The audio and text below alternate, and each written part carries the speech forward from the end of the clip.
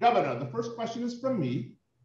You've been very vocal about making Florida Governor Ron DeSantis a one-term governor. Today, Governor DeSantis claimed credit for sending 50 migrants from Venezuela, including 7 families with children from ages 3 to 8 years old, on planes to Martha's Vineyard as a publicity stunt. Governor DeSantis took pains to emphasize that Florida is not a sanctuary state and that perhaps the migrants could find, quote, greener pastures on Martha's Vineyard.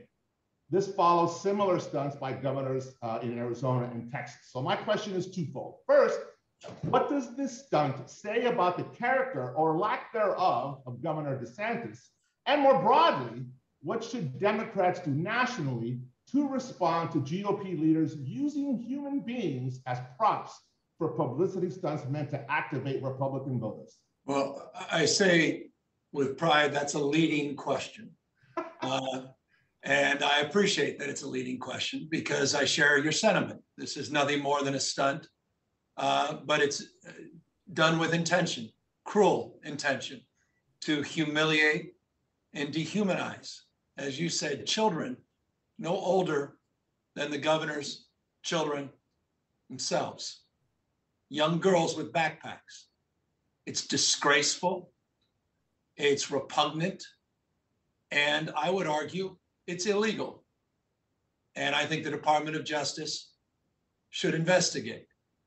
I think we've crossed the Rubicon of any decency. Of course, DeSantis did that some time ago. He's America's chief bully. He's focused on demonizing and othering. He looks to vulnerable communities to exploit them purely for monetary and political purposes. He fundraises off all of this. He is in a long line of governors, Abbott right there with him, and others that are rolling back so much of the progress of the last half century. And as a consequence, and it goes to your question, we need to call it out. We need to be crystal clear who they are, what they're doing. We need to focus, I say respectfully, a little less on who's up and who's down in the Washington, D.C.